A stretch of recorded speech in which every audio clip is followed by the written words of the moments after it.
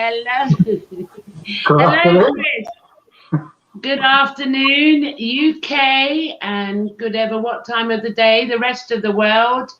Welcome, everybody, to Chris and Gloria's live chat show, Open Minds. Now, we already know we have the amazing, obviously, in the naughty room, the amazing Gita Rose, and the energies have already started. So if you hear any interference, we can blame Gita. She's a powerhouse of these energies. So we'll just start with that. Right, now we sort of passed our technical bits and bobs. How are you, Chris? I'm good. Yeah, I've had a good day. Sunny here. Sunny here in Wigan. Sunny here in Wigan. And it's beautiful here in the Hot Fuzz Village. Welcome, everybody. Also, I do hope with the technical issues that we're going live via YouTube, so you can catch us on YouTube. Please share our links, get the word out there. And we are so looking forward to today, and the energies have already kicked in. If you invite the amazing, beautiful Gita into your room, you know it's going to kick off, and that's what it's about. So I'm going to my auto cue, and today we have the lovely Gita Rose. She is a creative, intuitive all her life. She has been, excuse my grammar. The first half of her life, she was a performer in musical theatre. She is also a vocal channel. Gita facilitates Bella, an extra-terrestrial human hybrid. Bella and Gita are able to offer a wide variety of perspectives and tools to help people connect to more of their own inner contact.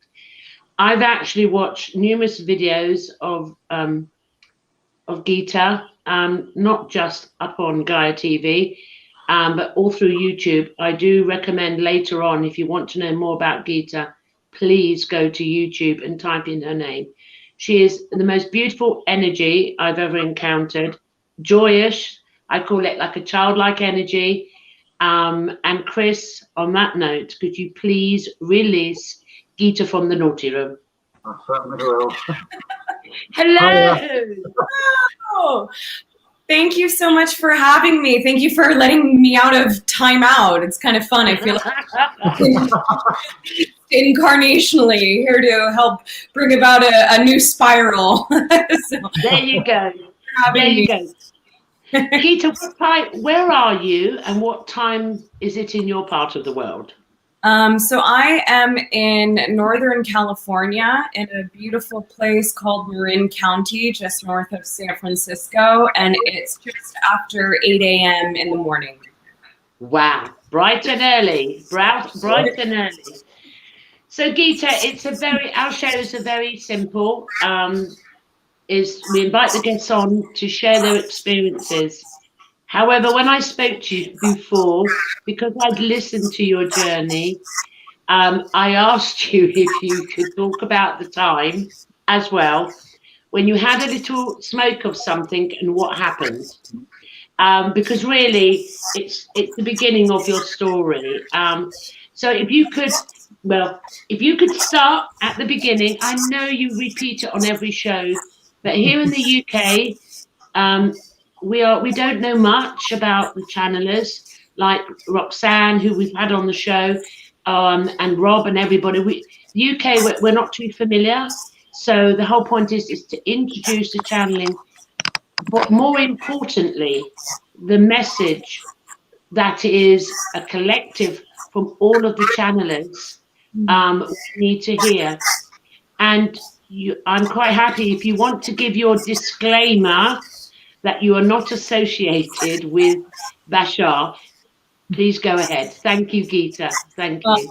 Well, thank you so much again, both of you, for having me here and for doing what you do and creating the space for more of us to share our stories. And pardon me, it's like burp. It's live. But yeah, that'll do that a lot. The technology and the frequencies will make all of those kind of interesting whistles. That happens quite frequently. I'm sure you guys are familiar with it. Yeah, so for me, coming from a musical theater background, first and foremost, I think really helped to lay the foundation of my memory of the importance of storytelling and the actuality of reality being a very real experience, but that it is an experience and a type of play, a type of story. And I was always very strongly still connected to my imagination and the knowing that there's something more beyond what we can see, and that there is a reason for everything.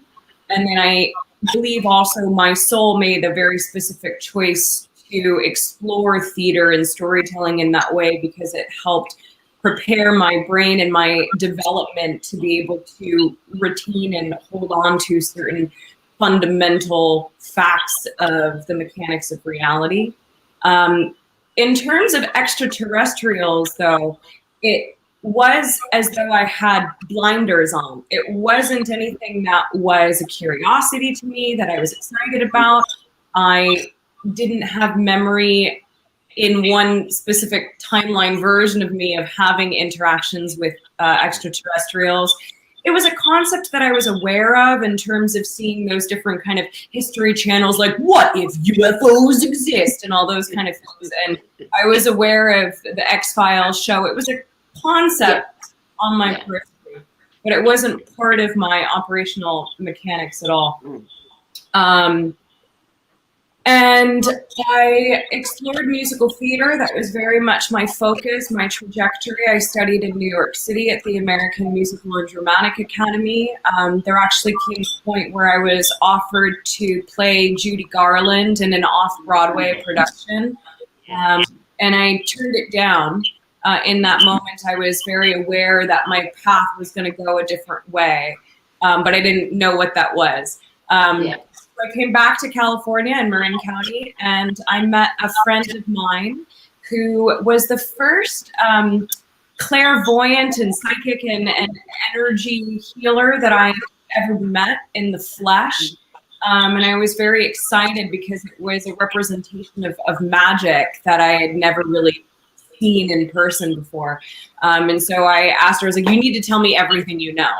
And she gave me my psychic clairvoyant reading, and she said in that reading you have all of these ETs in your space, and I didn't even know what that meant. I was like, what do you mean by like aliens in my space? Like, what are you talking about?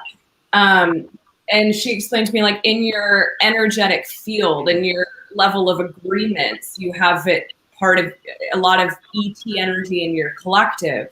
And I asked her, what aliens? Like, aliens are real? And she said, well, I think so. And a lot of other people do too as well. And in that moment, it was like those blinders just went.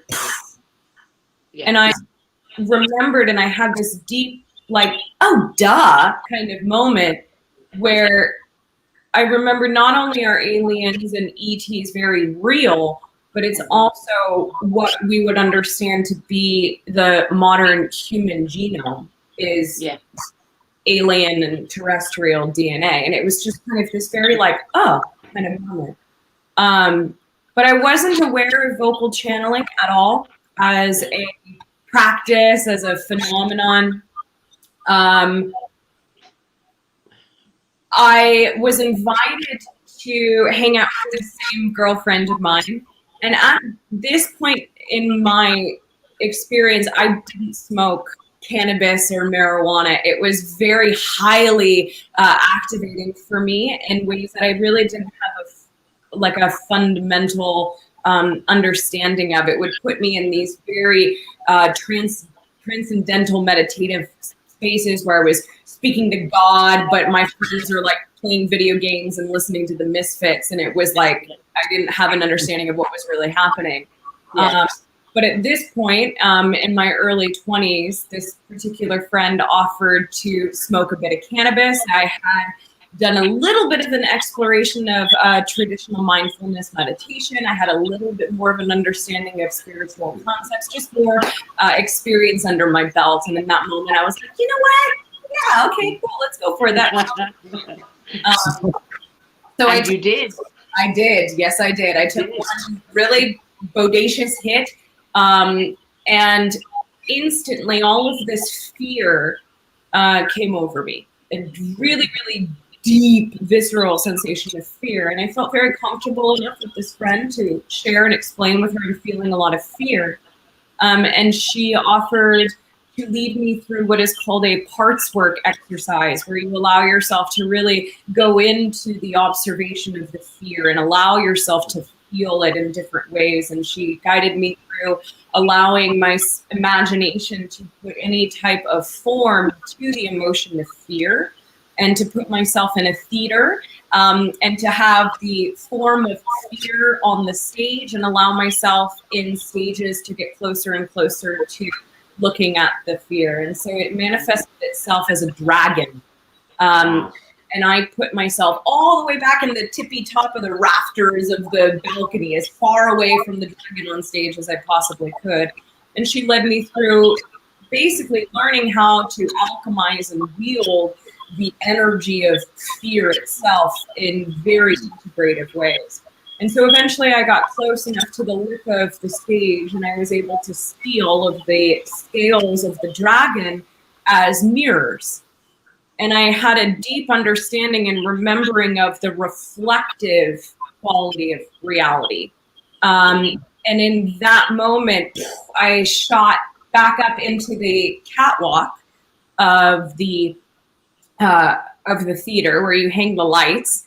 And I was in this very sweet, calming cocoon, like vessel is really the only way that I could explain it.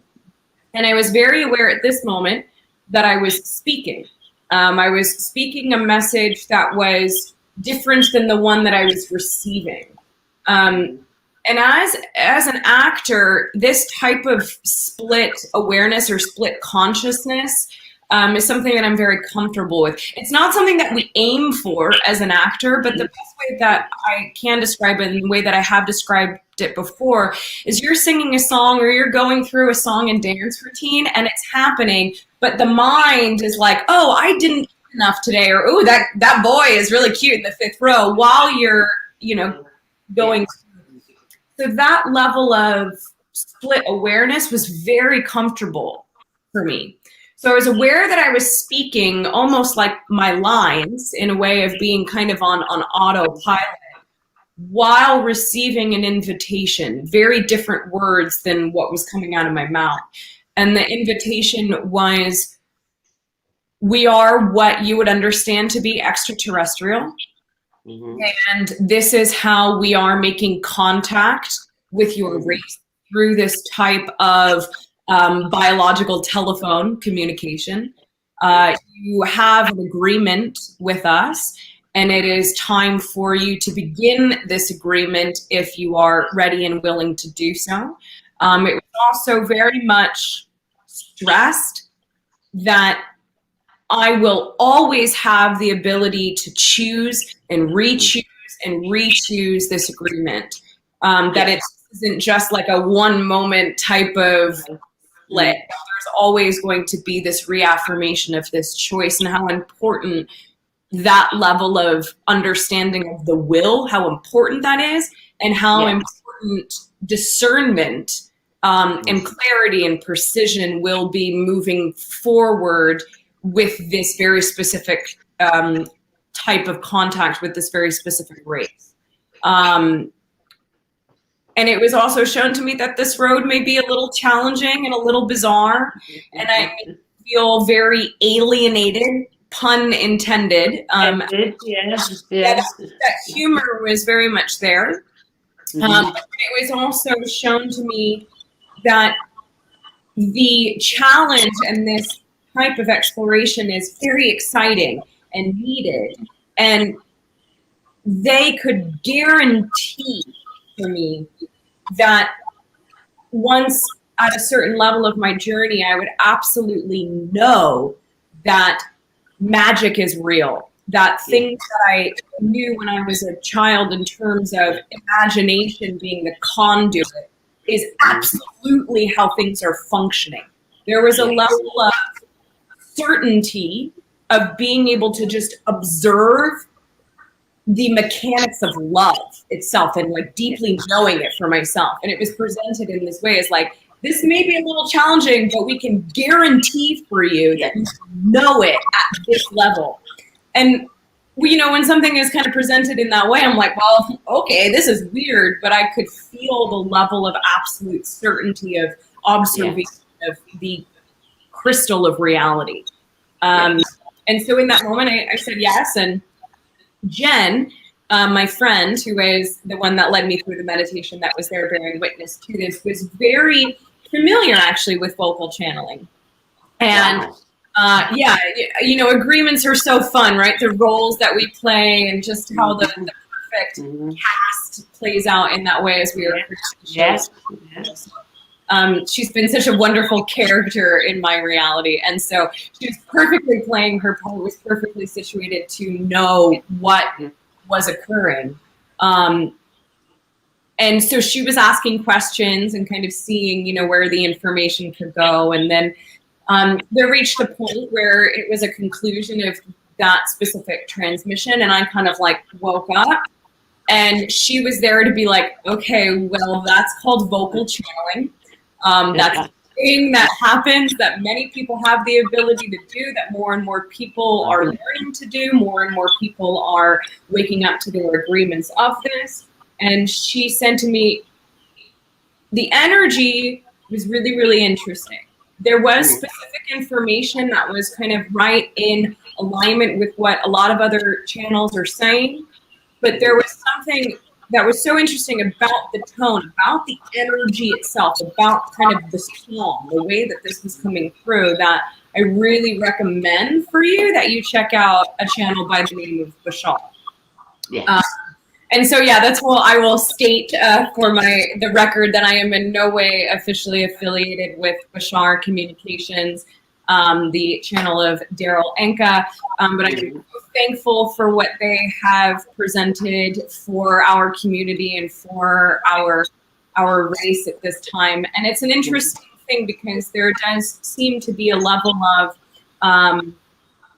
a soul lineage, of a soul agreement, of a certain type of family. But in terms of businesses or in terms of respective channels, there's no actual affiliation in this kind of third dimensional way. Okay, that's out of the way now. That's done. And then to answer your question in terms of the kind of common threads between the main message, first off is, there's many different angles that they take and many different ideas that they present to us to help us navigate the experience of reality. But first and foremost, it really always goes back to the idea of what they refer to as the formula or the equation of excitement or the pathway of passion. Which is an idea that we've all heard many, many different times in many different ways in terms of following our hearts, our joys, our intuition.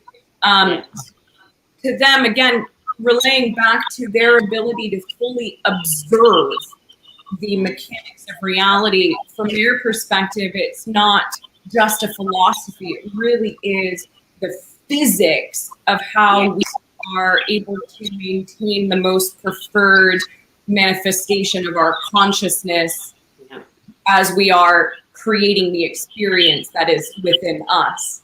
To follow the joy in each and every moment, to make the most aligned choice that we feel that we possibly can in each and every moment without any level of insistence or assumption, and always maintaining an integrative state, maintaining the ability to remember that any frame of reality that we are aligning with and seeing is coming from our consciousness for some level of our integration of our benefit, even if it's something that we don't outright prefer or not. And from their perspective, this is a roadmap. This is a manual. This is our guide to our own galaxy as we're hitchhiking through our experience, because what this allows us to do is always remain first and foremost in contact with thyself. to be able to look at experiences and emotions in a reflective way, to be able to, in a way, reverse engineer our process, to be able to know, oh, this is an opportunity for me to find what it is I am believing. Yes, belief system. To choose to look at why we are choosing certain things, and it really does work in a circle, in an Ouroboros, and a spiral. This idea of the joy and the commitment to it, and the action with no assistance or assumption, and being in that state of integration. Within their perspective, it contains all of the experiences that we would need to continue our refinement and our understanding in our own unique ways of the mechanics of reality. Mm-hmm. So, yeah. It's like, I mean, you sit here, Chris, don't you? And the questions come up, and then you're just so enthralled as you speak. You're like, yes, that's fine. Yes, that's fine. Yeah. However, we are co-hosts because, you know, we're learning. Me and Chris are learning all the time. So your energy is coming out. When that happened, before we go on, what was the biggest shift in your reality? Never mind the shift, like, it wasn't in your reality, aliens, UFOs, ETs. Okay, that was one. That was boom. You went in. And then the next one, obviously you had that experience, facing your fears, boom, you were channeling too. After, with your good friend, the clairvoyant, how did that shift? How did that shift the whole of your reality? It must have been like, or did you, like, wow, or did you feel, okay, yeah, that's fine? There was a lot of nuance and a lot of, I will say, spikes and peaks and valleys in vibration, because a big part of newly coming online, and this I think is true for everyone in their own way, we oftentimes will confuse excitement and anxiety. As we're learning what our true frequency feels like, there's a lot of, remembering and having all of this understanding and feeling very kind of like serene, and we get it, and then we go down and we kind of forget what we remembered, and we go through all of these points where we look at our beliefs, and things come up, and so there was a lot of that for me for quite a few years, honestly. And for me, it was about, again, really applying the idea of committing to the joy and the learning the refinement, again, of my excitement and anxiety, and really rounding into the information and applying it deeply in my own way, and beginning to, only through experience, understand it in new ways. Oh, that's what that actually means to respond to things. Oh, over time I learned more and more and more. It's not what you do, but how we do it. Oh, that's what that means. And I had to stumble around and be quite frenetic and ungrounded for quite a few years before I entered into a refinement phase. And it was only through those years of experience where I received my own validation. That was a big thing for me, because a big part of my frenetic spiraling was coming from a place that I think a lot of us go through, that's very earnest and very organic and just so sweet of, we remember these things, we know these things, and we want to share it with other people. We want to tell everyone, aliens are, it's an experience. I know. But a lot of times where that is coming from, on one other level of it, right? Because it's organic, it's beautiful, we want to share it. And then another level, we are in ways seeking a type of external validation. We are from some depths of our belief structure, thinking that if we see our mom or our friend or whoever go, oh, wow, that's real, cool, then we're know it for ourselves. But more often than not, what ends up happening, because we are more so committed to knowing it for ourselves, more so what will happen is we align with a version of our mom or our friend where there is going to be a pushback, where they're going to be like, are you okay? You might need to go talk to someone. Right? Yeah. We enter into this an imbalanced reflection of it, because we are functioning from a place of needing that type of validation. And it took quite a few years, again, of it being very imbalanced and frenetic for me to kind of fall down and hit my face enough to realize, oh, I see what I'm doing. And to essentially slow down enough and calm down enough to witness the synchronicities all over, to more so to my new memories, to know essentially what is true for me first, and to have my own. Can I interject there, because you touched on something?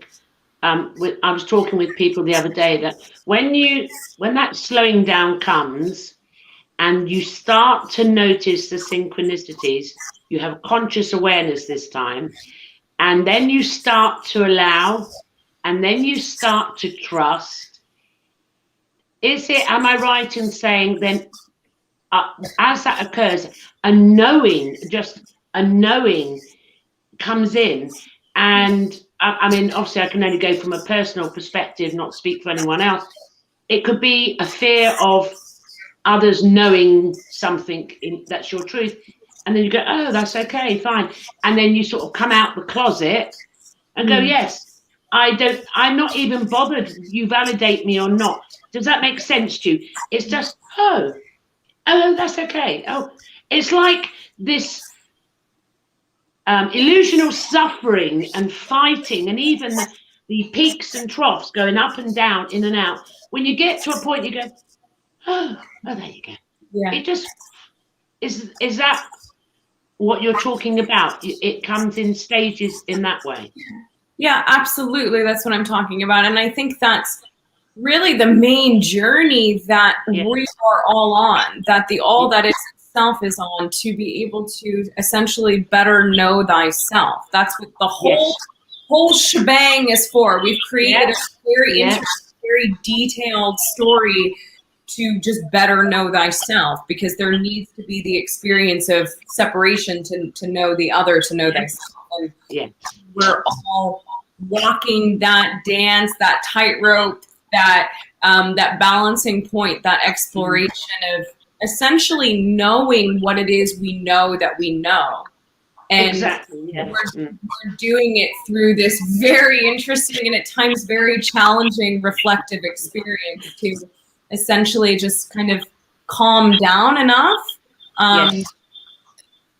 to receive what we know. And it's all very paradoxical as well, because what's pretty interesting about these kind of peaks and valleys, and this is a really cool example of how,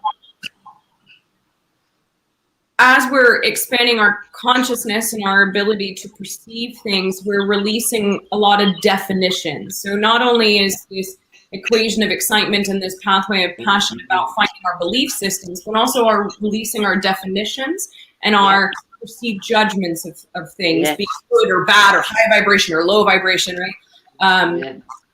And so they explain a lot from their perspective what these kind of peaks and valleys look like from their perspective. So a lot of times when we're in the experience, it feels as though we're going like down, right? Down, down, down, down, down. Oh, I had it, now I lost it.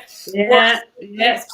We feel as though we're going up and down and up and down and up and down, moving 2 steps forward, 3 steps back, and it's just same level, right? We're just kind of plateauing. And it very much feels like that. And the hybrids never want to devalue our experience of sensation, because it's so important and it's so crucial to what we're doing as humanity in terms of transforming these emotions and allowing these denser emotions to move in new ways. So it's important that we do recognize and have unconditional love that, like, this is a challenging experience that we're on. Like, it really is. But from this perspective, this oscillation, these peaks and valleys, isn't moving at a parallel line. It certainly isn't moving downward. It's actually always moving in an upward diagonal trajectory. So that the valley that we're in is actually vibrationally higher than the last peak that we just came from. And it's fascinating. I mean, sorry to interrupt, but that is a very good analogy, Gita. Thank you. I mean, obviously, you know, me and Chris talk a lot about trying to articulate this into language. Is like, and I use analogies a lot, but I love that analogies about the up and down, but the actual vibration is higher than the last one. Before we go on, I'd like to pull back with your description. We all have different analogies or ways to interpret what's occurring to the individual consciousness. And I always say, I feel like God playing hide and seek. And I'm not there, especially when I'm going through the valleys.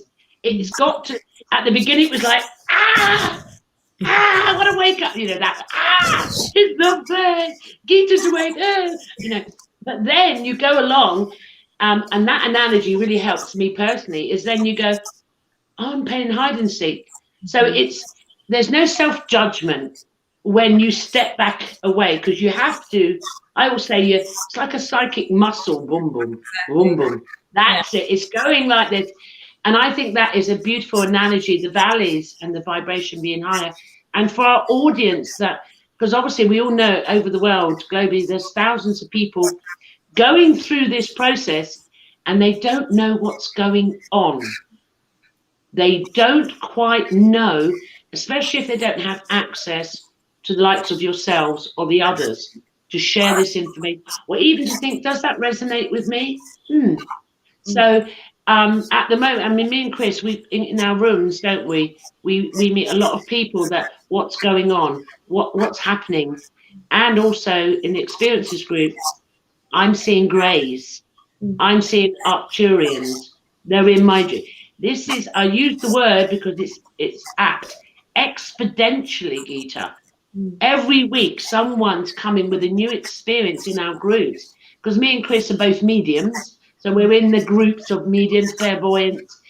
They're just coming in, and obviously then we can give our interpretation, but it may not resonate. So another interpretation like yourself may just resonate. Sorry to interrupt, but that was really an amazing analogy that I'm going to steal, by the way. I'll just let you know. It's been passed along the lineage, we might say, in that way. So absolutely, it's in public domain at this point. Yes. And it really does help because it allows us, again, to release the self-judgment and to be able to see what it is we're really doing on planet Earth in new ways, and to more and more and more get really excited when we're feeling dense emotions, to be like, yay, I'm finally to believe, like, yeah, or to genuinely have that, oh, how exciting response when we are encountering a frame of physical reality that we don't prefer, and being able to cultivate that within us, and knowing that there is this point of power in the recognition of paradox, of being able to more and more and more expand our consciousness to the state of knowing it's this and that ideas are never mutually exclusive, and to be able to see things in the multidimensional capacity that is our true nature. That we are vibrationally allowing ourselves to reach a higher state of vibration to explore a lower state of vibration. That we have to be completely connected to source to have the experience of disconnection. just in many different ways, being able to find these different parables of Paradoxic just helps us to explain almost like the poetry of the cosmic giggle in different to more and more, as we're saying, to just kind of release into the relaxation of the innate support of the river that is our higher self that's kind of conducting this show through especially kind of right now through these different rapids. And and I think everyone is coming online in their own way, kind of going back to what it is that you were saying in terms of people going through this. Another way of saying this, these peaks and valleys, is expansion and contraction. Another movement is what's happening. And another way that we can have a lot of excitement about denser experiences, that's where diamonds are birthed from, right? When things are really, really compressed, that's what turns something into a diamond. Or the hotter the heat, the stronger the metal, right? And so everyone is going through that in their own way. And for some people, it is the remembering of the existence of extraterrestrials, or the remembering that it is part of our DNA, that we are this composite of terrestrial and alien. For some people, it's remembering connections with the other side, with the other world. For other individuals, it's remembering the importance of nature, right? We're all in this journey in our own ways. And I do think that even though when we are in the experience, it can be sometimes very confusing. Absolutely. It can be sometimes perhaps even potentially a little overwhelming. But the more that we fully, again, it always goes back to this, the more that we really commit to our ability to take action on any little thing that feels that much better than the other idea that's presented to us, it unravels completely, and we will receive the offering, the hand of what it is that we need to make the next step, to build the next stepping stone. And then also at the same time, from what I've seen, from the perspective of the hybrids, especially those of us speaking to individuals that do know that perhaps they are experiencers, that do feel a resonance perhaps with this, again, very specific lineage, just the knowing of our galactic heritage, from that level of looking at our experience of awakening and awakening and awakening, because the awakening never really ends. No, never. There's always another layer of the dream to wake up into. But in terms of those of us that are, I suppose, exploring certain themes, I'll say, there's a level of a systematic protocol that there's, how I see it from Bella's perspective, she oftentimes will represent herself and say that she's, in what we could understand, is a bit of like a school counselor. So from her perspective, there are certain classes that we're taking. We accrue certain credits in certain ways. There is a system. There is a level of support and a reflection and energy of stability that is innate within the paradox of the all that is. There is a rhythm to things, right? There is mathematics, there's language, there's music, there's fractal, right? There's a rhythm to things, and there is this offering of stability and support that we begin to recognize more and more and more through synchronicity, and also through more people like you and like myself and like everyone sharing their stories. And so you can start to see the patterns. You can start to see, oh, that's very similar to this, or oh, I've actually even had that same experience, that same download, or there is a rhythm to the way these people speak. That's a song that I've heard before, that I feel in my heart. And more we can begin to, in our own ways, viscerally feel this kind of systematic protocol that, at least for me and in my experience, has been so helpful. Again, there's a rhythm, there's a heartbeat, there's a structure that we can begin to feel and see and receive in our own ways that allows us to just, again, more and more relax into this experience, simply enough because we know that we're not alone. And more we can feel we're not alone with each other in our experience. No. And but we're I not think alone ever, really, because there's I'm interrupting. I'm getting excited now. Chris, just jump in. You know what I'm like. I'm on it and I won't shut up. I'm getting excited with questions. Take it back slightly, what you just said. You spoke about our ancestry, our connection. What has come up recently in the group, I've just started to touch on the DNA connection, that we are not separate from these beings.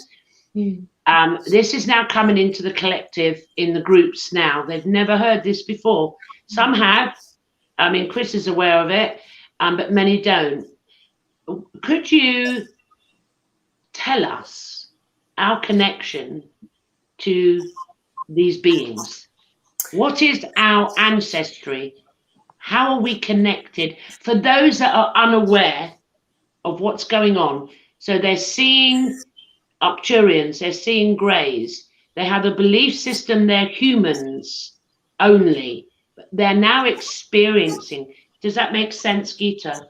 Does that make sense? Yeah, I mean, this is a very kind of long saga, but I'll do my best to share a bit. Because it would be like explaining a family tree, right? A generations of family tree in 200 words or less. But no pressure. So here's the thing too that I will always go back to this, because I think it's more important than anything else, is the understanding of story first, and being able to receive the understanding of the metaphors within the allegory. And knowing that first and foremost, that's really the journey that we're all on. And then in terms of the actual details of the who's it's, what civilization, what lineage is this, and how this all fits, that will reveal itself when it's relevant. And also, interestingly enough, it's, as all things change, it's kind of still in the process of changing. But so I will go into a little bit of the details. I'll give you a little bit of the explanations of stuff, but also I always lead with this, and Bella has kind of trained me this way to always lead with the importance of story first. So essentially what it is that our greater family is on, our greater cosmic family, we are in this recycling story. And a story of exploring the idea of polarity and separation, whether that's dark and light, whether that's nature and technology, whether that's masculine and feminine. We are exploring, again, as a larger monomyth, the Pleiadians, the Sirians, the Arcturians, the Greys, basically any name of any race that we have understanding of at this point is genetically connected to us. So it's the larger monomyth, it's the larger story that we're on, is this exploration of understanding polarity and understanding the innate separation that needed to occur within the experience of the all that is, so that the other know thyself. And that through separation, there is then the experience of the two coming together, a level of hybridization, a DNA span, a spiral, right? That leads to a new third point. That duality itself is not really that, well, we might say the all that is not non-duality. It's actually a trinity. There's always the experience of both sides of the coin, and then being able to see that third point and being able to essentially be in the heart space and being in the balanced point of polarity, being the embodiment of the Trinity itself. Mm-hmm. And so in terms of an allegorical for why we keep cycling in this hybridization saga, we might say, it's to be able to understand in all levels of our beings the importance of operating from that level of the Trinity. And so that's kind of like an overarching view.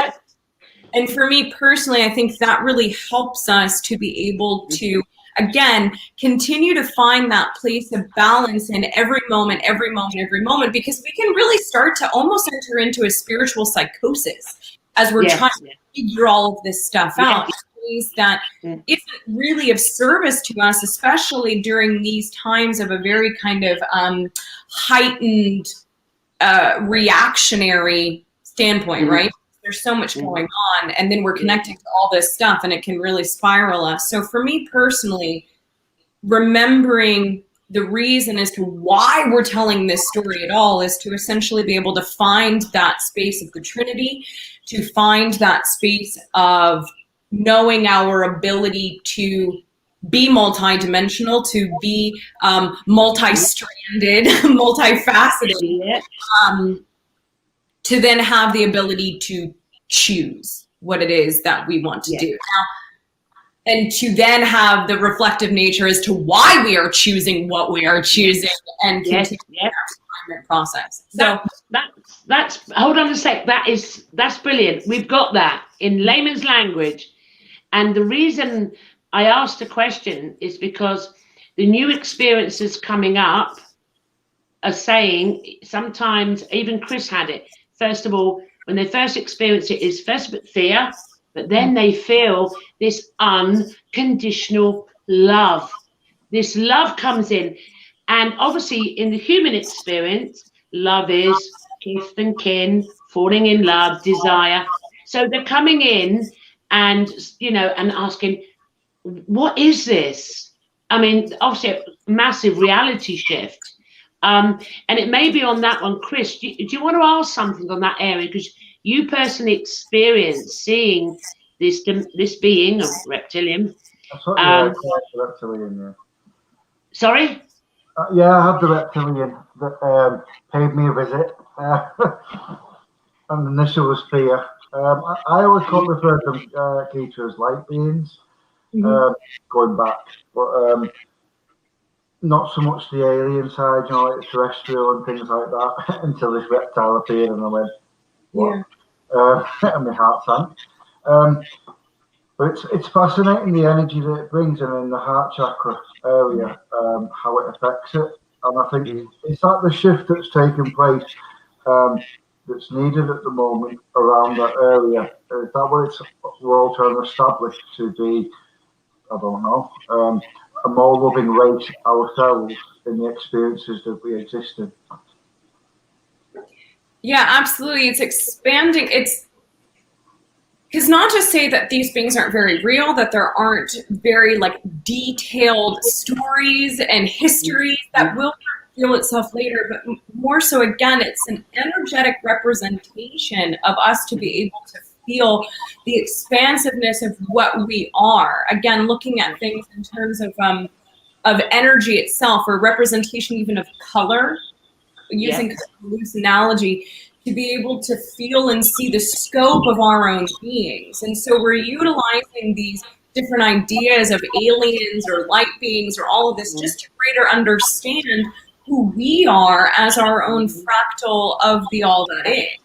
And especially when we are dancing with something that is alien, right? It's the other. It is completely the other side of the coin that brings up the tension, that brings up the fear, that brings up the very kind of organic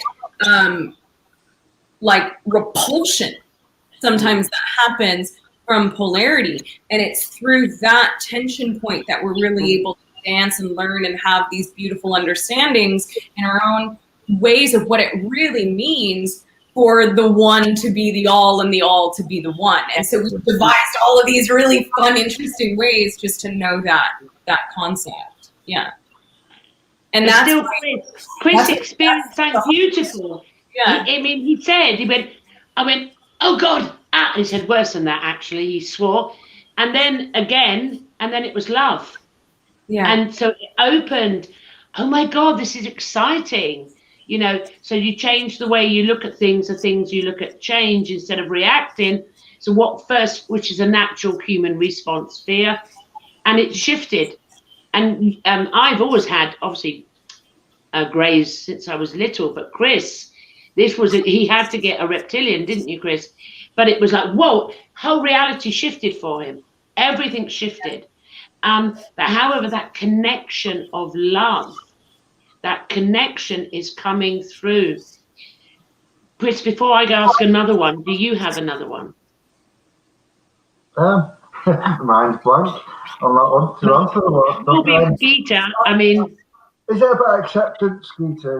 Is that the main part of it as well? Because I know you talked about the different shifts or changes that you've been through. I imagine that it has there been times where you've thought, what is this about? I'm not doing this anymore. I don't want this connection. It's game over. Go away. Yeah, every day. It still happens. Oh gosh. Absolutely. Wow. That's why I thought about the sort of acceptance of it, because you don't accept and you don't experience, do you? I presume so.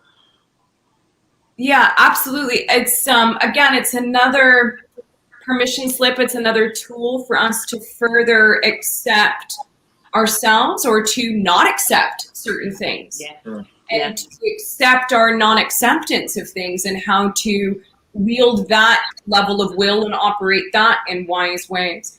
But for me, I still am going through steps and stages of accepting this as being a real thing in my reality. Absolutely. Yeah. Even all of the things that I've experienced, that I've seen, that I've remembered, very physical experiences, all of the amazing people that I've aligned with that reflect this being a very real reality, there is still for me a very important practice in the awareness of like discerning, of going through this and of knowing that absolutely it all comes back to the importance of love and accepting the vibration of love and knowing that there's different translations of this and being very, very aware of subtle nuances in terms of how we're all receiving and knowing what unconditional love feels like and the acceptance of kind of the bizarreness of it in a way, just being like, this is allowing ourselves to be like, this is bizarre. And how slow. And acceptance of that allows me in each and every moment that in my waking physical life to not rush by things that are amazing, to honor having a washing machine, like, wow, like that's so cool, or to honor and again have celebration over like, oh, that boyfriend didn't want to hang out with me anymore, or I met this new, like whatever it is in terms of our experiences in this dimension, the more that we fully honor and accept all of the levels of the process that we're going through, connecting to these multi-dimensional energies and aspects of ourselves, that then funnels down through into each and every moment. And I think also, too, I want to touch on the idea of a little bit, again, answering the question of who are these beings? Where did they come from? How are they connected to us? Because, again, it loops us back into an allegorical translation that allows us to further be in this excitement of like the navigation process. So as I understand it, the beings that we would know as the Anunnaki were part of the original seeding of what is now our modern human genome. There may be different fractions, different levels, different layers, different characters that we have yet to align with. There's many different things. Again, we are in the expansion of the multidimensional nature that all things shift and all things change, right? But there seems to be a through line of story that is relevant because it's a story that's been cycling that we very much have the opportunity to bring to a close, we might say, and to begin to tell a new story. So the beings that I'm referring to from the Anunnaki were from Cygnus, which used to be our pole star.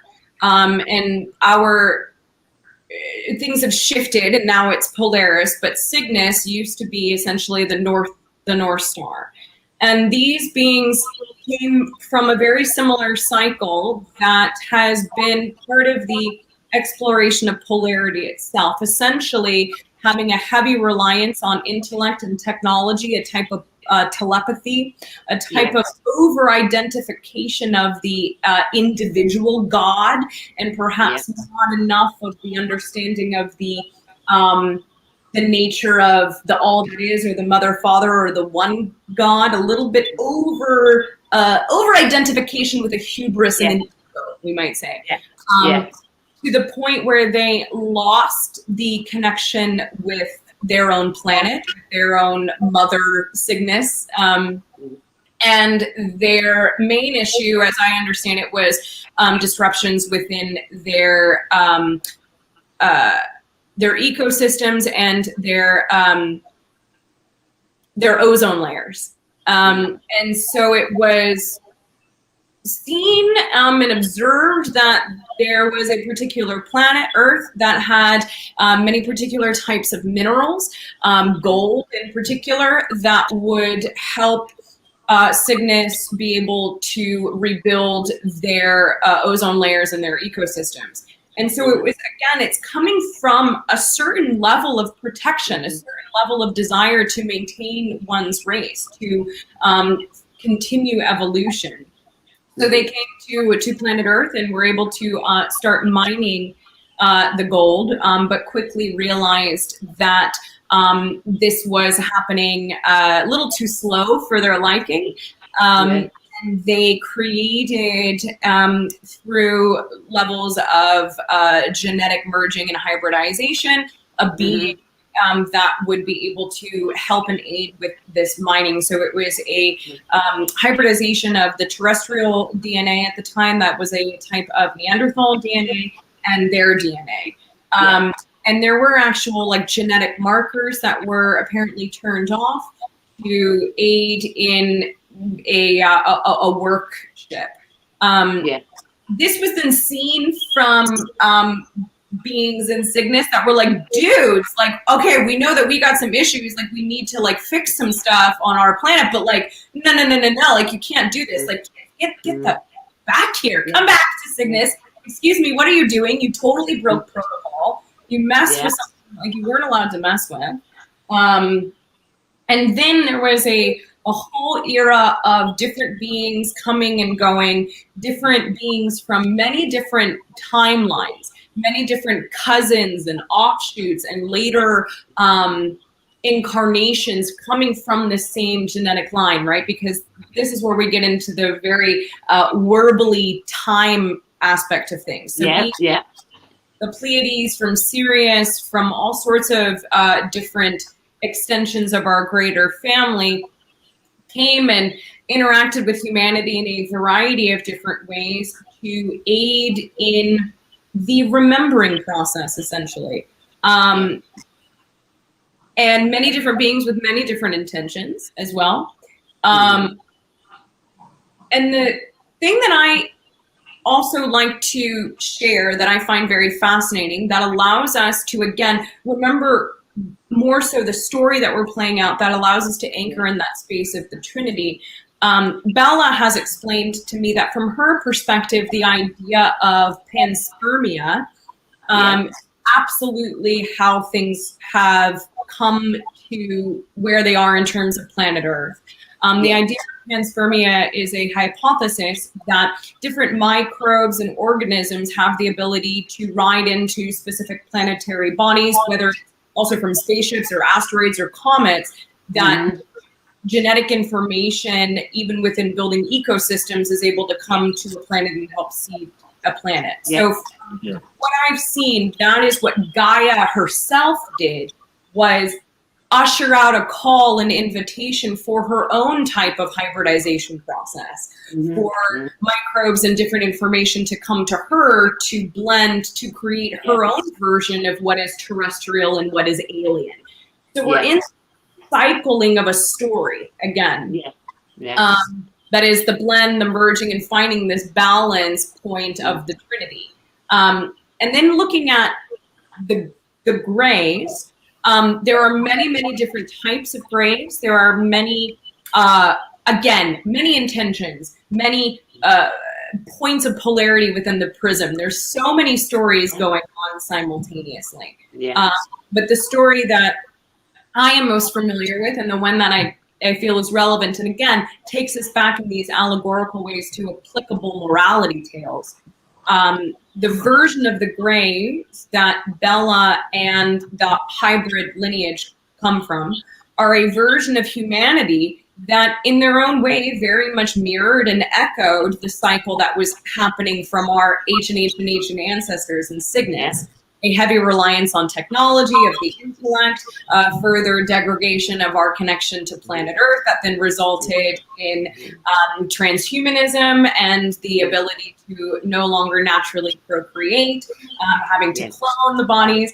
And then these Greys traveled through time and space to connect with different versions of themselves or different versions of their genetic line, to be able to extract viable DNA information, awareness, to then create these new genetic races that Bella and Bashar are part of the new lineage of these races, the Yael and the Sasani, as well as individuals interacting with these frequencies, humans that volunteered for this, because of the exposure to different vibrations and because the journey itself, this courageous voyage of being able to dance with the mirror of denial, right? Because that's what this is. These beings, this version went on a path of denial. That is a cycle of it. And by us coming full circle and choosing to dance with it, regardless of how we remember these experiences or if we remember them at all, what it does is it begins to activate and turn on our own dormant Anu DNA. So it was a way that was seen to be able to like fully bring things back full circle and to create essentially a new timeline, a new start, to bring this recycling story to an end, to begin to tell a new story. And again, I go through this whole kind of like long explanation of it because I really do think that it's a level of understanding the story, especially for individuals that, because I never want to discount the early generations of experiencers, of people that we would identify as abductees, because the experiences were so different, because there wasn't a understanding of the story. There was a level of the metaphor to be able to know the true alchemy of what it's doing, or even who these beings are. Now, also too, there's many different versions of the Greys, but from the individuals and the frequencies that I've been a match to, most of us are interacting with this particular version of the Grey. And once we understand that it's a allegorical tool that we're using to be able to look into the mirror of ourselves, to work through fear, to look at our shadows, to bring those beliefs up, then something happens within the consciousness where it makes sense. Because we know the story, we go, oh, okay, I see what we're doing.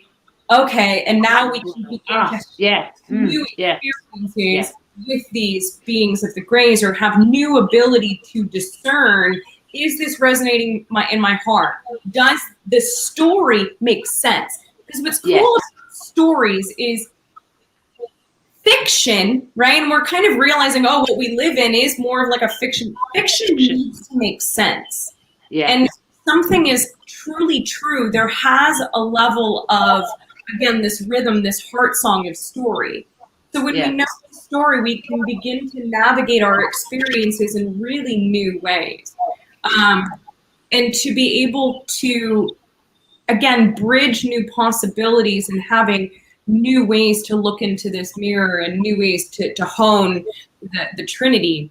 And then to be also able to, in each and every moment, regardless if we are remembering experiences or not, regardless if we've even had experiences with ETs or not, to be able to know the importance of our emotions, to be able to know the importance of finding that heart space of that togetherness, to be able to know how important it is that we listen to Mother Earth, that we honor the natural cycles, that we find balance with technology and with nature, right? It's just a good story that just makes sense, that gives us the ability to continue to navigate. And that's what is going to then align us, like, absolutely, I guarantee it, with the details of who everyone is and our cousins and these guys and our descendants and our ancestors. I know.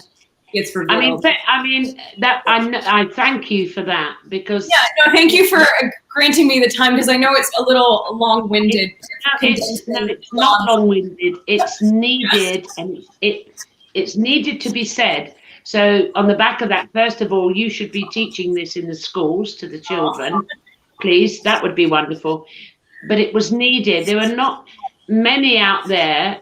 We know Roxanne. She'll say it as it is, doesn't she, Chris? When we talk to Roxanne, we're like, she just says it as it is, and you get it. But there's not many that will go in, take the time to explain to the audience, to the viewers that are listening, or just coming online, the deeper understanding. Yes, we've got UFOs. Yes, we've got beings visiting us. Yes, but there's not anyone given their own time to explain, this is why. This is why. So exceptionally grateful for that. That was powerful. And I've got to ask now, who is Bella? Oh, cool. Who is Bella? Well, Bella is the title of an entity that is my main counterpart, my main guide. She's an extension of my oversoul, having a simultaneous incarnation. And she is a representative of one of these descendant races of the hybridization program. She comes from what we call the Yael race. And it's a translation of a frequency. So they don't necessarily have names in their reality, but they're more and more, they are kind of playing with actually having that, because it's fun. From Bella's branch of the tree, they are fully focused in helping us. They're so aware that they exist because our race was courageous enough to go through the fires of alchemy, to really brave the potential of completing this new and ancient story. And so she plays a lot with words and language. She says the word dedication is really kind of ironic. She prefers the word alive-ication. So it's their alive-ication right now to be fully focused in helping us know what it is we know. To be able to aid us in our remembering of our hybrid nature, of our multi-dimensional nature. So more and more they are utilizing things that are more of our world, simply enough just because it's fun and like, why not? They do speak still. They make some sounds in terms of language, again, just because it's fun and they like being able to understand more of our reality. And this is where, again, things get very, from my perspective, kind of going back to Chris, like what you were saying in terms of the acceptance of things, even from my perspective, I'm kind of like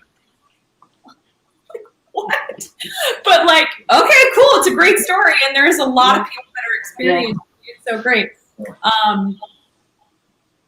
And it expands our imagination and expands our ability to connect with possibilities in our own hearts. So can I give you a personal observation on that? I've watched you on multiple, obviously I do my research because I'm a show host, as you do. And I've got to ask you this question. Is Bella with you now? Because when you talk, I pick up Bella.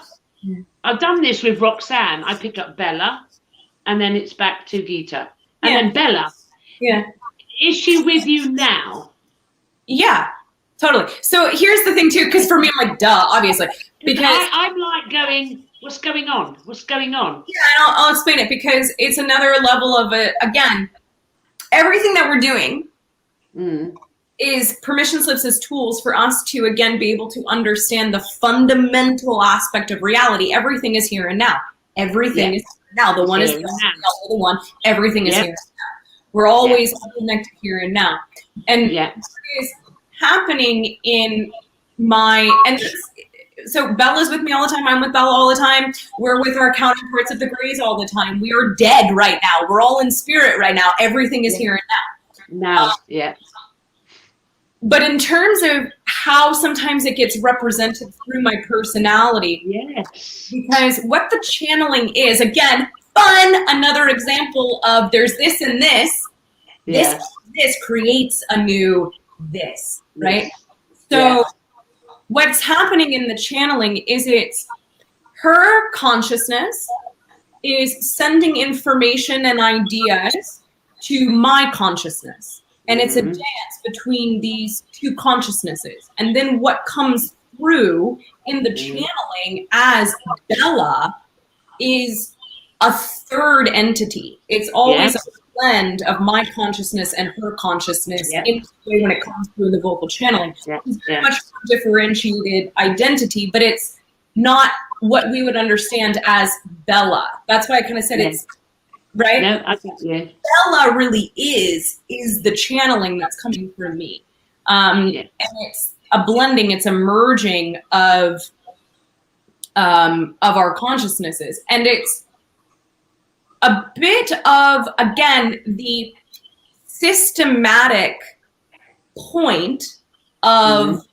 the channeling is to allow more of her consciousness that is a reflection of the expansion of my consciousness, that is a reflection of the expansion of the all that is consciousness, through more so in my form, with my eyes open, talking more as my own personality, bringing more so into. And that's an example of what we're all doing. Everyone's doing it. Everyone is doing it. I mean, but I so noticed it with you. When you went into your deep explorations of how it all works, the physics, which I can't recall at the moment. So, but then I felt like, and I felt like I was talking to other than Gita. Me and Chris felt that with Roxanne, didn't we? When Roxanne was talking to me and Chris, and I remember saying to Roxanne, am I talking to someone else? And she laughed. But it's the merging of the two. But everyone is doing that. Everyone is when they're talking now. Chris does it he does philosophy. He writes, and all of a sudden, you know what Chris sounds like. Well, I do, and what he speaks. But when he writes, it's not Chris Shearer. It's not. But he's narrating this. So I've noticed, because I got to ask for the audience as well, because I was asked the other day, who was talking when you said that? And I went, well, me.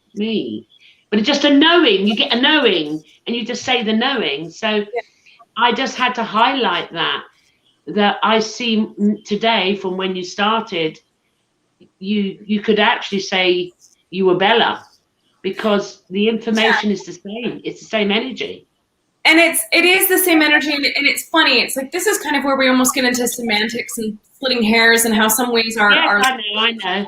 Yeah, because it's what I always also like to go back to and always be able to remind myself and other people of is it's, again, this idea that it's both, but I think more so it being not us, it being something else. But I think because that's a level of truth, but I do think what's more self-empowering is it is fully what Gita is. It is fully what Chris is. It is what Gloria is. And it's just full expression of our being.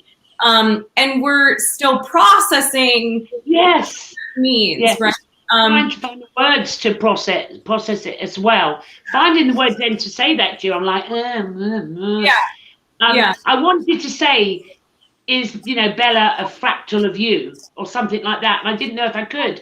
Finding the words to ask even the question, it was like, oh my God. Yeah, and exactly, and that's kind of the fun with us being able to enter into this, new era, where perhaps, we're going to find that our language can be a little bit more artistic or expressive, or we can speak in metaphors and stories, because we're entering into a new frontier of how to even really talk about these concepts. But it's again another example of that we're all fractals of each other. And to explain what I think is happening more so to all of us, what it feels like when I am channeling Bella, when I'm connecting with the Yael being, she is able to be in the center point of her wheel of the oversoul. So all of the different versions of her, all of the different branches of the tree that are relevant for her to have an awareness of connection to. And to me, it feels like, again, sitting in the center point of the wheel, and also very consciously being the telephone operator of all of the relevant lines for your current perspective. It's just full awareness of it. And it's knowing that you are a fractal of another being, that another being is a fractal of you, that your precise part of the prism is a fractal of the all that is.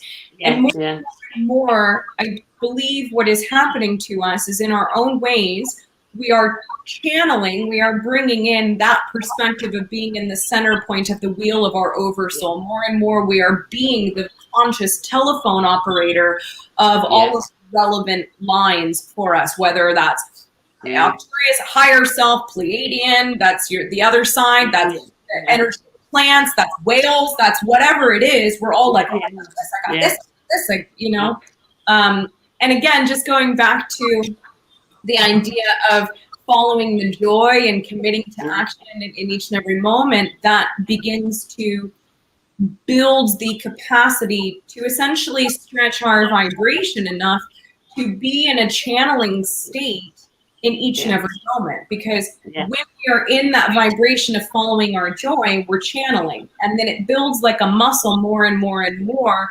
We can be in the channeling state all the time, because essentially we are in the channeling state all the time. I agree. It's an improv game, right? We're channeling our personalities all the time.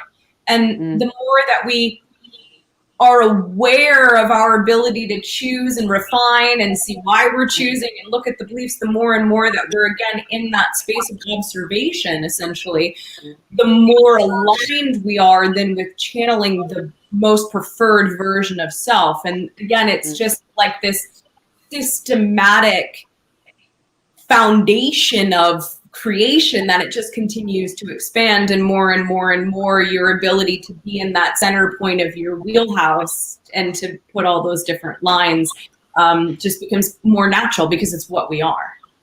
To that point, yes. I mean, I'm starting to find life's more fun now. Others are too. It's more fun, and it's none of my business what's going on. And I laugh a lot, don't I, Chris? I do try to be egotistic. I try to lose my temper. I say, this is me. And there's nothing. And I'm having fun doing that. And I take it out on Chris. I have fun doing that. I am finding that what once I would perceive as a negative, or any past, even past memories have switched. I perceive it differently. And I'm now playing a game. I know it sounds silly. is I pretend I want to have an ego to be aggressive. What is it like? And I'm just playing. I don't want to be aggressive. I'm playing and I'm realizing, oh my God, I remember way back when I lost my temper and I went mental and I did this and I was crying and I want to die. And I now can laugh at that part I played. Yeah. Not that I understand it all, Gita, but I have this knowing of that. At the moment, the thing that's with me now is to share this knowledge to as many people as we can. As we said in the groups, I call lockdown a blessing because it set up the groups, the Zoom rooms. People have come together. And because we've come together, we've all started asking questions and coming out the closet. Yes, I see a reptilian. Yes, I see a grey, an Arcturian. Yes, I see an angel. Many people are coming in with a light code language. They're drawing symbols and sending them into the group. So for me, it was to find a beautiful being such as yourself, who I knew with such light energy would come in and just explain it in a way. And I always say to the audience, if you think that was heavy and you didn't get it cognitively, that's just your mind. It's gone in, because Gita's energy is in the room. We're live. You're touched. It will make sense. It will come in. It will work its way through. Chris, this has just been, Professor Gita, a 101 in, to be a channel, because I didn't want to, like other shows made, I didn't want to home in, oh, Gita, would you channel? No, I wanted to know the logistics of it. Yeah, yeah. What's it about? And today you have surpassed anyone I know in explaining. You may think you haven't, but you definitely have to us. No, I like the picture of it, Gita, that you explained that channeling is just being. It's just being, isn't it? So, and you did that perfectly today and blended the two together as one. Yeah. So. Oh, thank you. It's just been absolutely awe-inspiring. And thank you for coming on to the show. Thank you for sharing. We can all watch it again and listen to you again and again and again, and it will come through. And for taking the time for doing this. I know I asked you a few questions. You had to go a bit deep, but it was questions. I think it's questions for humanity. They need to ask, and they would like some answers and some directions. And I've stolen your vibration scale. I've stolen that. It doesn't really mind to begin with. I know. It's been passed down, and it's in public domain at this point because it's wonderful. Well, Gita, we went into overtime. You must be exhausted. We definitely went into overtime. We've nearly gone an hour and a half, which is normally an hour. It was worth it, and thank you so much for coming on the show. Oh, you're so welcome. Yeah. Keep in touch. Your website, your web page on the bottom there, going across the screen. Yes. And I took private sessions with Bella, and I also am taking a little bit of a break from YouTube, but I'll be back up doing that. And we didn't really even go into exactly all of the extra details about who they are and all this kind of stuff. But we didn't, because there is so much. I mean, could I ask you in the future to come back, but we'd only go into that one topic? Sure. Yeah, because it is fun, and I think that's why I always like to lead with the foundations of things, because it's what will allow people to receive their own ability to download and to tune into things. But I do just like to leave a little bit, because from what I've seen of the hybrids and Bella, and what I know of them, they are very excited for us to step up to the plate, to go, hey, I'm curious what you have to say. Write them a letter. Set your intentions before you go to bed. Go, hey, so I'm a little confused, like who the Greys are and what this all is. Yeah. Like, can I trust? I don't know. They appreciate that. They're like, yes, thank you. Step up to the plate of being on the same playing field with us. Great. Be your empowerment. And also, I'll just kind of play a little bit. She also, like she said, she's a bit of a guidance counselor at school. She also really likes playing with archetypes. So a little bit of Mary Poppins meets Maria von Trapp, Mrs. Frizzle, the Magic School Bus.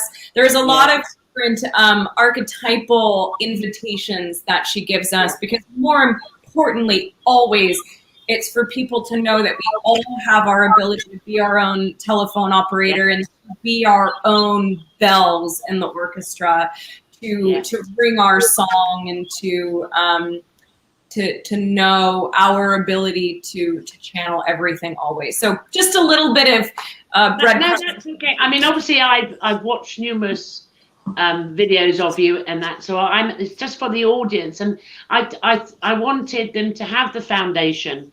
I wanted them to get an introduction to the story, the analogy of the story.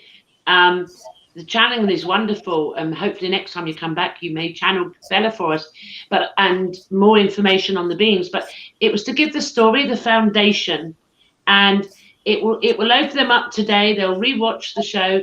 Anunnaki, okay, what did she say? What does that mean? And I'm telling you, it'll be, oh yeah, I knew that. Oh yeah. Oh, it's because that's how it goes. It just, oh, okay. It's just, and then once you get used to the, or the downloads or the go online, well, whatever. I love the fact that you've asked our audience in the UK and around the world, we want you to write letters tonight, not to Santa. No way. Oh. No, it's not Christmas.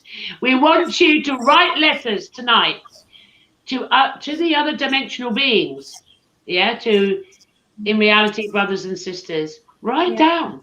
Leave it by your bedside.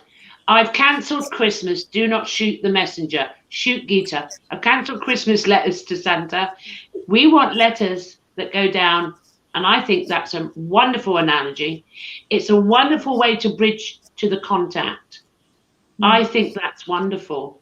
And I will give you the feedback on the replies. I mean, have you ever given that analogy before? If you like. That's all good. So you can write to Santa too if you like. It's connected to all sorts of elemental beings, and there's no harm. Exactly. You know,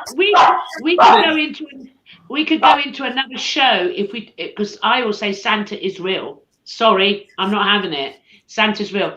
So that would take us off, digress to another show and another show, and but at the moment, and let me enjoy my fun, because I just get happy with this, and I want you to write letters to ET. Go for it. Especially those that are starting to experience in their dreams, coming in their dreams, write a letter. Have you said that before live anywhere, to go and write a letter? Yeah, she says that quite frequently to people, actually. It's something that they say very often, that we need to take physical actions as being, we need to make a few things. Have you got the feedback? Yeah. Has anyone given you feedback? Have you had the feedback if anyone's done it? Oh, yeah. There's all sorts of different synchronicities that occur, and symbolism and translation and understanding, downloads, meditation, dream experiences, actual encounters in different ways. Yeah, absolutely. Wow. Well, guys, everybody, come on. We've got the evidence here. I mean, I've experienced greys up to ins all my life. However, guess what I'll be doing tonight? I'm still going to write a letter to, I mean, I paint the greys, as you know, but I'm going to write a letter. And then everyone that writes a letter, all our amazing audience, want you to send me and Chris the feedback. What happened? And we'll pass it back over to Gita, and we'll say boom, boom, boom, boom, and to share that out. Gita, thank you so much indeed, my lovely. Thank you for your time. Much for watching, and really sincerely thank you, Chris and Gloria, for holding the space for all of us to come together and to share and to continue to walk this dance of the journey of the unknown. And thank you. Yeah, so we need to do is to be present and to continue to lighten up and find that beautiful balance of authenticity, discernment, and allowance. And we're doing great. So we're doing great. Thank you so much. Thank you. Chris will now send you back to the naughty room for a couple of minutes. You're into the naughty room. Oh, my Lord.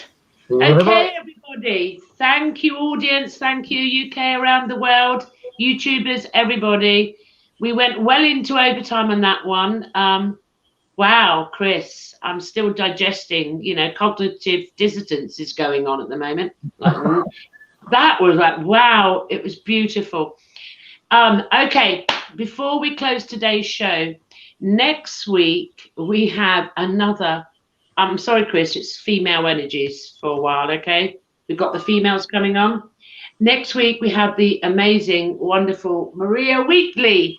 And luckily she lives in the UK, so we don't have a time problem. The show will be at, yes, the show will be at 11 a.m. UK time. And Gita is going to bring evidence and disclose to everybody, for those that do not know, the elongated skulls at our Stonehenge in the UK. Most of us in the UK, I mean, I never knew, hands up, think it was just for the normal that we're taught in schools and via our mentors. However, Maria, undercover herself for many years as well, discovered the truth, what's going on at Stonehenge, in the museums, and she went further than that, and she's still on this journey. She's going to change all of our perspective on what Stonehenge really means. So even if you're a skeptic, please join us next week. If you're like this, no, please join us next week. All skeptics will be welcome for Maria Wheatley and the elongated skulls. I don't know what that could reference, Chris, at Stonehenge. Our ancestors, let's just say that. Is there anything you want to say, Chris? I'm just blown away. I can't talk. Gita mentioned Mary Poppins, and it's what I call one of my guides. So now I've got me thinking, because she looked like Mary Poppins, so I called her. Yeah. So did she look like, you know, appeared that way because it felt comfortable for me? Well, no. Well, there you go. See, guys, Chris has got one of his guides. He calls Mary Poppins. It's all about you, Chris Shearer, isn't it? Well, you know, it has to be. It has to be all about you. Of course it does. No, but I mean, it's true. We're all going to reflect on the things that Gita said, as we do all our guests that come on. We reflect. Does it resonate? Does it resonate? And this resonated today. And I hope you've all got a greater understanding about the story. So hopefully next time you ask the questions, why are we here? What's going on? You will actually have a greater knowing yourself. And then your questions will be more expansive. And as that goes along, consciousness just goes. So thank you, everybody, for joining us today. Next week, 11 o'clock, normal time, UK time, with Maria Wheatley. And it's goodbye from me. And goodbye from her. Okay. Bye, everybody. Thanks for joining us. Bye. Good night. Thank you. Oh, gosh.